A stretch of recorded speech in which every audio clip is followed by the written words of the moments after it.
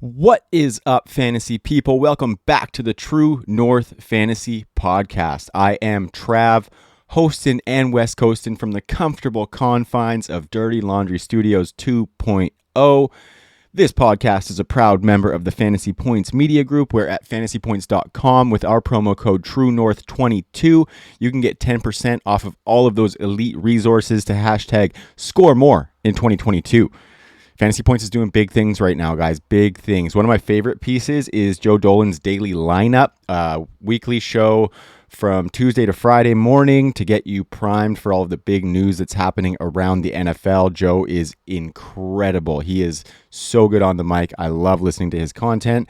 Of course, we got Scott Barrett's weekly recaps that are the meat and potatoes of his in-season content, and they are worth the price of admission on their own. And I will always tout Wes Huber's Advanced Matchups article.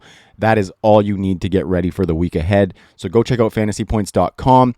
TrueNorth22, all caps, is the promo code, and you get 10% off of all those resources over there. That's where I get most of my stats for the show, is fantasypoints.com. That's basically the main website that I do any of my fantasy football digging, is Fantasy Points. Love the team over there. Love the content. Wheels up, baby. Okay, we're going into week 2. This is a Friday morning record session just after the Thursday nighter, and it was a bit of a weird Thursday nighter with the Chiefs and the Chargers, but a decent game nonetheless. Came down to the wire. The Chiefs ended up getting that dub.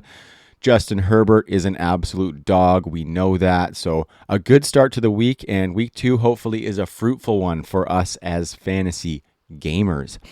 Lots of new players coming into the limelight. Some injuries that I talked about earlier this week on the Tuesday waiver show. So a lot of big things to adjust for coming into week 2, and we're going to talk about some of that on this episode today. Bringing back some segments that have been staples of the True North pod in the past, so I'm super excited to throw a little bit of structure around the show. We're going to start with a segment of trend spotting. I've got 4 interesting trends that I noticed after week 1 that I'm going to talk about, and then we're going to get into I got 5 on it. We're going to stack a little bit of cheddar with our friends over at Underdog Fantasy, and it's going to be fun to get into some of those props again this season, and hopefully, get stacks. We want stacks on stacks on stacks, and I think we can do that with Underdog Fantasy this season, guys. So ride with me, and it should be a good one. But yeah, I talked about trend spotting. I love that segment. It's fun to kind of take some little inklings or some little observations from each given week and try and project them forward and see what the haps is, what the business is for these players. And the first guy that I'm going to talk about in trend spotting is Cordarrelle Patterson. And the question for me is Cordarrelle Patterson a bell cow running back? I was on Jax Falcone's show, The Undrafted. He's a member of the Undroppables. Please go check that out. It was a fun show. It's almost a 2-hour pod. Always a blast getting on there to talk with Jax. I love what he's doing over there. I love what the Undroppables team is doing there. And we talked a little bit about Cordarrelle Patterson. And one thing that Jax was saying that I thought was interesting was that if you watch the games and you take all the context around the Atlanta Falcons outside of that, Cordarrelle Patterson looks like one of the best running backs in the league. And that totally reigns true for me. He's a big body. I think the weird thing is just that he wears number 84, so it doesn't even seem like he's a running back at this point, but he is an absolute running back, and I think he is creeping up on bell cow duties. The snap share wouldn't necessarily tell that story. He had 65% of the team's snaps, so he's not like a 75+% guy, but I think that's totally fine because on those 65% snaps, Cordarrelle Patterson had 50% of the offensive touches for the Dirty Birds, and that included 22 carries. If you look at last year when he was damn near a bell cow running back as well, he topped out at 16 carries per game. So it looks like there's some renewed trust in Cordarrelle Patterson to be that guy on a team that's a little bit devoid of weapons, to be completely honest.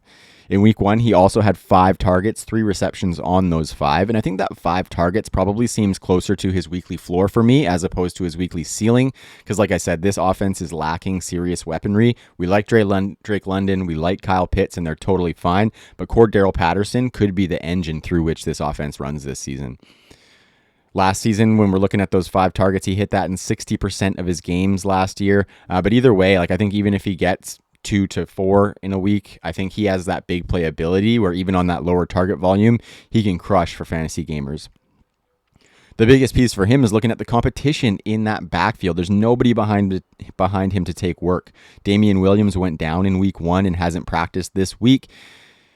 Avery Williams was the next man up, but I don't really see him being super involved. Keith Smith is there. And of course, the big question is Tyler Algier and how much he is going to come into the fold with that Damian Williams injury. I would expect him to be active this week. I don't think he was in week 1, and he is kind of a first and second down banger. So that could eat into Cordarrelle Patterson's work, but that remains to be seen for me. I just don't know if Algier is really going to move that needle for this team.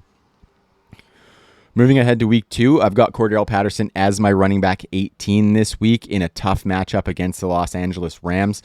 The volume is just looking too good for Cordarrelle, and like I said, we can't ignore him as a stud running back just because he's wearing number 84 and playing for the Falcons.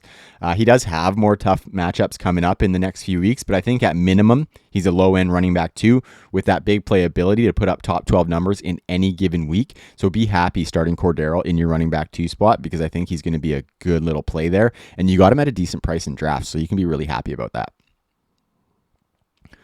Okay, the next trend we are trying to spot is Jarvis Landry, the wide receiver 2, clearly in New Orleans? Now, when it comes to the Saints wide receivers, I used to be on team you don't want the wide receiver 2 in New Orleans, but I think that guy's got a name, and I'm hopeful that it's Jarvis Landry. If we look over the past 5 seasons, the best season that we've seen from the second most targeted wide receiver on the Saints was 5 years ago, and that was Teddy Ginn. Remember him? Loved me some Ted Ginn. And he had 70 targets and 53 receptions. So that's the peak of a wide receiver 2 season for the New Orleans Saints over the past 5 years. And in the 4 years since Ted Ginn did that, the highest was 59 targets and 36 receptions for Deontay Harris just last year, which was a weird year for their wide receivers with Michael Thomas being out for the whole season. So I think we can kind of give them a pass on that. And I think some of it might have coincided with Alvin Kamara essentially being second on that target totem pole. But also over those 5 years, the Saints have sported a pass rate of 51%, 53%, 60%, 54%, and 56%. So they weren't throwing the ball a ton compared to some other teams. And 3 of those seasons were bottom 5 in the league. But now when we look at the ecosystem in New Orleans, we've got that vaunted Jameis Winston, Pete Carmichael connection as the quarterback and the OC. And I think that era has begun. In week 1, it is a small sample and it is a game they were trailing in, but they threw the ball 64% of the time. And this retooled wide receiver crew plus Jameis and his YOLO balls at quarterback, to me, would indicate that their pass rate could stay a bit elevated from where it's been the last few years. And we really like that for fantasy football, especially when Jameis Winston's slinging the rock a little bit. I think that's where you can get some upside in these wide receivers.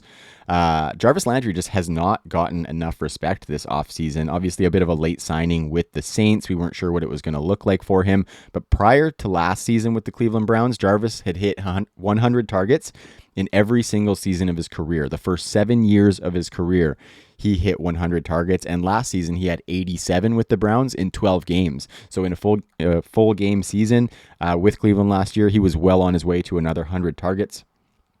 I think the concern for most, obviously, is Chris Olave. He was on the field a lot too. He actually led this wide receiver group in snaps. And I think he can honestly do a lot of the things that Jarvis Landry might do in this offense. So I'm a little bit weary of anointing Jarvis Landry as like a strong wide receiver 3 and the locked in wide receiver 2 for the Saints, because there's a chance that him and Olave flip-flop from week to week. But I think Jarvis is a bit of a safety blanket. He's a guy that's commanded targets his entire career. So right now I would prioritize Jarvis Landry on this team. I do have him just a hair outside of wide receiver 3 territory for week 2 at the wide receiver 37. But he is a decent flex play. And I've got Olave not far behind at wide receiver 44 as well. I think he is a flex play as well, just based on the amount of snaps that he was on the field and the hope that this team continues to throw the rock. You just can't ignore that Chris Olave, the rookie, led the Saints wide receivers in snaps. So I think better days are ahead for him as well. I cited a couple of my rankings there too. Go to the site, truenorthffb.com. Check them out. I've got the weekly rankings being posted on Wednesday morning every week, and we will tinker with those throughout the week as we move along into Sunday. But yeah, those rankings are a part of the Fantasy Pros ECR, and you can catch all of the team rankings on the website at truenorthffb.com. Would appreciate you checking that out. Let me know where I've got some egregious misses. Let me know what you agree with as well, because I love seeing that people are checking out our work, and I love interacting with people regarding that work that we're putting in. Okay, the next trend that we're spotting is a painful one for us fantasy gamers, folks. It is extremely painful. And the question that I have is Melvin Gordon ruining Javonte Williams? I think it's safe to say that Mel G, the forgotten Spice Girl, is not going away. Javonte Williams did have a big night in week 1, mainly on the back of those 12 targets that he saw from Russell Wilson. He took those for 11 receptions and 65 yards. He only had 7 carries for 43 yards and no touchdowns on the day. He fumbled at the goal line, which was absolutely terrible to watch, especially after Melvin Gordon did the same the drive beforehand. Melvin Gordon himself ended that game with 12 carries for 58 yards. 2 receptions on 2 targets for 14 yards. And like I said, yeah, both guys fumbled at the goal line. So both could have had bigger days than they did have against the Seahawks. And both of them could have contributed to the Broncos winning that game, which they absolutely should have, but didn't. And I think when you look at it, Javonte obviously won out. He had just over 20 fantasy points to Gordon's 8 fantasy points. But I think despite that heavy target total for Javonte, I think we're probably in line for a season-long split, provided these guys stay healthy, similar to what we saw last year. In 2021, each of the running backs only had one game where they hit 60% of the snaps. And in that one game for Javonte Williams, Melvin Gordon sat out. Javonte Williams did happen to have 78% of the snaps for 23 carries and over 100 yards. I think it was his biggest fantasy week of the season. No surprise there. But on the year last year, they both had exactly 203 carries. Melvin Gordon did double Javonte's rushing TDs with 8 to 4, and I think that speaks to maybe a little bit heavier red zone usage for Melvin Gordon. But last year, Javonte did out-target Gordon 53 to 38. So I think these roles are pretty defined, in a blurry fashion, because both of them can do both things and be involved in both facets of the game. But yeah, it's basically been a 50-50 rushing split so far, and 60-40 on the target front for Javonte, but 60-40 on the red zone front in favor of Melvin Gordon. So far in week 1, it's been a little bit positive and more of a 50-50 split in the red zone, but that's a very small sample size, just one game, and both of them kind of shit the bed at the goal line. So, yeah, it's tough sledding out there. We wanted Javonte to have that ultimate ceiling as somebody that was being drafted heavily in the second round, to have that kind of explosion this season, but I don't think we're necessarily going to see that. Obviously, we've got a new coaching staff in Denver, so we can't just bring last season into this year. But so far, the signs look fairly similar, and if you look at new coach Nathaniel Hackett, last year, he was the offensive coordinator for the Green Bay Packers. He had Aaron Jones and A.J. Dillon, and I think it was eerily similar as far as numbers. I think A.J. Dillon and Melvin Gordon, as kind of the second fiddle, both had 38 targets on pretty heavy carry volume, and then Aaron Jones and Javonte Williams, both had their volume ceilings kind of capped. So I think we could see something like what we saw from Aaron Jones and A.J. Dillon unfolding here in Denver. That's not bad for fantasy. It's just not great for Javonte's ultimate upside. Javonte's going to be the number one for me. He's going to be on that 60% side of the split, while Melvin's going to be on the 40% side, proving to be a bit of a flex play more than he's going to prove to be, but more than being just a flex play. He's going to prove to be that thorn in the side for Javonte Williams and his ability to realize that production potential. In Javonte's young career, he only has 2 games with more than 15 rush attempts. So I think if you get 15 rush attempts from Javonte Williams, you've got to be happy with that. You're not happy with that, but with the context around it, you can kind of be happy with that. You can't really bank on Javonte getting those double-digit targets like he did this week, obviously, but he's going to have to maintain some level of efficiency on top of that capped volume if he's going to have any shot at paying off after being a locked-in second-round draft pick. But the good thing is I can see Javonte doing it. Sure, His maximum volume outlook is capped by Melvin Gordon, but I think his explosiveness can kind of bridge a little bit of that gap. In 2021, Javonte Williams was top 10 in explosive reception rate, and that's percentage of receptions going for 10 plus yards. He was also top 10 in explosive run rate for running backs with 100 or more carries. So basically, he's breaking off a bunch of big chunk plays, and that's what we like to see out of those guys with a little bit lesser volume. He's just a big play waiting to happen. We talked about him on Jax's podcast this week as well. We talked about him as a little bit of a Nick Chubb with with targets. Maybe a little bit less rushing volume, but obviously more targets than Nick Chubb. And I really kind of like that comparison because he is an incredible runner of the football, and then he does have that pass catching facet as well. Another feather in the cap for both of these guys is that their offensive line is one of the best run blocking units in the league. Between both of those running backs in week 1, the offensive line blocked 3.3 yards before contact per carry. And specific to Javonte Williams, he had 4.3 yards before contact per carry, which is a ton of runway for him to be breaking off those chunk plays. So I think early signs are really good. And all of that is to say that both of these guys are useful for fantasy gamers. In the next 7 weeks, 5 of their opponents were in the bottom 13 in the NFL last year for fantasy points allowed to running backs. So there should be some fruitful performances on the docket. This week, I have Javonte Williams as my running back 14 with Melvin Gordon as my running back 32 against the Houston Texans. And I think for the rest of the seasons, we should be valuing Williams as a strong running back 2 with 30-plus point upside in any given week if he breaks off some big plays and gets some tutties. And Melvin Gordon's just going to be your decent flex play with steady middling volume. And I think he's got a little bit of touchdown dependency. So that's how I would be valuing these Denver running backs moving forward. And I think they're still usable for fantasy, but I think the takeaway for me is that we're going to have to wait another year to see that Javonte Williams ceiling. The last trend that I want to talk about on today's episode is going to Detroit, the Motor City. And the question that I have is DJ Chark a weekly flex play? I love the Charknado, by the way. I think, coming out, I thought he had that crazy good athletic profile. He went to a pretty decent situation with the lowly Jacksonville Jaguars. And I say it's a decent situation just because they were bound to throw the ball a lot because their defense sucked. And we saw that come to fruition with him. I think he had a top 12 season with them, if I recall. I don't have the number on me, but that was a big year for DJ Chark. And we really saw some nice things from him. And I think in week 1, what we saw in Detroit was that he is the absolute clear number 2. I mean, the competition is Josh Reynolds. We have Jameson Williams still on the pup, so he could have something to say about that when he comes back into the fold. But DJ Chark took home 8 targets. He had 4 receptions for 52 yards and a touchdown on that. But 8 targets for DJ Chark in his profile is absolutely fantastic. That's like 12 targets for your after the catch slot player, because DJ Chark is an explosive player profile. Diving into what his day looked like, and I think we could see the big play machine from a couple years ago in Jacksonville come back in spurts for the Detroit Lions. DJ Chark in week 1 had the most deep targets of any wide receiver with 3, and he had the 5th most air yards with 126. So what that means is he's getting a decent amount of targets, and he's getting them fairly deep down the field, which is conducive to big plays, right? We knew that would be in his role in Detroit alongside slot demon Amon-Ra St. Brown, who also looks fantastic this season. So it's nice to see that it could come together for DJ Chark because he was a very cheap pick with one of those guys who has that big, I think he has weekly wide receiver 2 upside with the potential to put up, some 20-point games if he scores a big touchdown and gets those 8 targets on a weekly basis.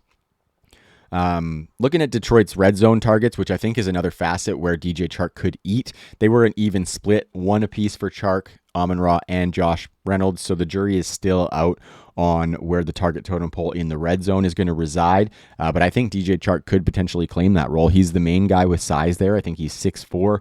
He does go up for those jump balls, and I think Jared Goff could benefit from using him in the red zone because we didn't see much usage for TJ Hawkinson in that area this past week. So I think that role is up for grabs in Detroit. And regardless of all that, I think seeing those 8 targets, even if he's getting 5 targets a week, the big playability that he has can make him a viable fantasy option. I am getting down with DJ Chark as someone that we can start every week in the flex spot. I know it's a little bit dicey because the range of outcomes is very wide for Chark. He could give you 2 targets and no yards in any given week, but I'm really liking this Detroit Lions offense, and I watched that game because it was against my Eagles, and they're looking pretty frisky, this team. So I think the defense obviously could get a little bit carved up by passing games, so I think they're going to have to throw the ball, and I think DJ Chark is a clear beneficiary of that because Amon-Ra is just doing what we already thought he was going to do. DJ Chark was the biggest question, and I think some of those questions that I had were answered in week 1. All right, guys, that's all we got for trend spotting this week. 4 good ones. Let me know what you think. We talked about Cordarrelle Patterson, Jarvis Landry. Is Melvin Gordon ruining Javonte Williams? And DJ Chark, the Charknado, is spinning, folks. I want to say a big shout out to our friends at Trophy Smack. I didn't mention them off the top of the show, my mistake, but if you want to level up your league, go to trophysmack.com. They've got championship belts, they've got winners trophies, they've got losers trophies, they have tons of customizable options. You can make your hardware look however you want it to look with Trophy Smack. Our promo code TNFF will get you a free championship ring with the purchase of that championship belt or title trophy. So go there, check it out, support them. They've always supported us as a brand, so we really would like to kind of reciprocate that and have our listeners go and check out Trophy Smack and check out some of their stuff. Just look at their social media. They are absolutely booming right now. So Trophy Smack, use that promo code TNFF, and that'll get you that free championship ring to flaunt in your league mate's face in 2022 and beyond. So it's a ton of fun. I told a fun story on the past show about showing up to my live draft this year, holding the belt out the window of the van as I was rolling up to the house. So you can do that too. The gloating opportunities are absolutely endless. Another segment that we are bringing back today, folks, is I Got 5 on It with Underdog Fantasy. And as they say in the song, partner, let's go half on a sack. And that would be a sack of money. I took 3 player props on Underdog Fantasy, and I'm going to break them down a little bit here for the people. You can see them on screen there. I popped the little graphic up, and on the first installment of I Got 5 on It of 2022, we are smashing the overs, baby. The first one on the list there, you can see Carson Wentz, 250 passing yards. We're taking that over against the Detroit Lions. I think these teams could put up some points on each other. The over-under in this game is 45.5 points, and I would be taking the over after what we saw in week 1. Detroit got pieced up by A.J. Brown and Jalen Hurts, and that was with most of the receiving work for the Eagles coming after the Cats. Jalen Hurts only threw 1 deep pass all game. But you look at Carson Wentz in his game against the Jacksonville Jaguars, he led the league with 8 deep ball attempts, and he ended up with over 300 yards passing in a game that, they were playing the Jacksonville Jaguars, right? Surprisingly, Carson Wentz was 7th best in the league with a 75% catchable pass rate. I'm not necessarily sure that continues, but he had 41 passing attempts. So, I think that's plenty of volume, even on less catchable passes with those deep targets for him to smash this 250 yards. So I like him to break that against the Detroit Lions. We are smashing the over on that one, folks. Next one you can see on the list there is Nick Chubb, that line of 83.5 rushing yards. Nick Chubb had 22 carries in week 1 for 141 yards. And I think the Browns are going to continue trying to get him 20 carries per game. In Nick Chubb's career, in games where he has 20 rushing attempts, Nick Chubb has only failed to reach 83 yards 1 time, and that was 3 years ago. Looking at the Jets defense, that deceptively kind of looked okay against the Ravens' banged-up running back crew in week 1. I think Nick Chubb is going to hit this again. The Jets gave up the 4th most rushing yards to running backs last season, and Nick Chubb's just a different kind of animal. I think he's probably the best pure running back in the NFL, so we are smashing the over on that one too, folks. Last and finally not least in today's I Got 5 on It is Joseph R. Mixon of the Cincinnati Bengals. The over is 92.5 rushing and receiving yards, so that's total yards, and I think that's an absolute easy smash as well. I'm not going to go too deep on this one, but I like that game script potential for Mixon to hit 92 scrimmage yards. he could hit 92 rushing yards alone in this game. We look at the Dallas Cowboys, and they are decimated. Cooper Rush is going to be the Cowboys quarterback. So you got to think the Bengals should be leading in this one and running the ball. The Cowboys last week in week 1 got gashed up by Leonard Fournette to the tune of 137 total yards. And Joe Mixon himself put up 145 yards against a much better Steelers defense. With 34 touches last week, Mixon is a full-on bell cow in this league, and I think this 192 scrimmage yards for Joe Mixon is locked in. So once again, we are smashing the over, folks. I love it. I love it. Let's make a little cheddar, right? I got 5 on it with, if you parlay 3 players on Underdog Fantasy, it multiplies your buy-in by 6. So I dropped 5. I could win 30 on this one. Let me know what you think, folks. These lines do change during the week. So if you go to Underdog right now, the lines might be a little bit different. But what I'm going to do is I'm going to share it on Twitter with a link for you to ride with me. So even if the lines change, you can still capitalize on these lines that I'm talking about right now. So check my Twitter account at TCL14 and you'll see me post this one, and you can click that link and you can ride along with me. And let's win some cheddar together this season, guys. Let me know what you think of that one. Let me know if there's any other props that you see on Underdog Fantasy that you're liking, and maybe we can dive into a little bit of that as well. All right, guys, that's all I got. We're coming up on about a half-hour epi, which is great. I'm trying to keep the format digestible for the listeners. I love going long. I love rambling. Don't get me wrong, but I really want it to be digestible. And also for me, this is a manageable length of show for me to be producing for you every week. I want to stay consistent. I want to be putting out that quality content for you. So please let me know what you think. Hit the site and the socials. The socials are at True North FFB on Twitter and on Instagram.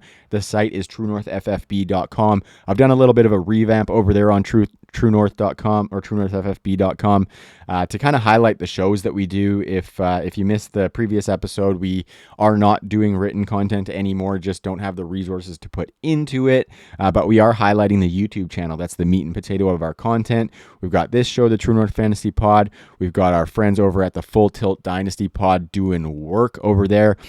And our day one stalwarts on the Gold Jacket Pod, Jimmy and Connor, are going strong every Tuesday. So stay dialed into the TNFF network on YouTube. That is the meat and potatoes of our content. Subscribe, like the videos, leave a comment, let us know what you think. We really, really want to hear what you think. We want to improve our work for the people.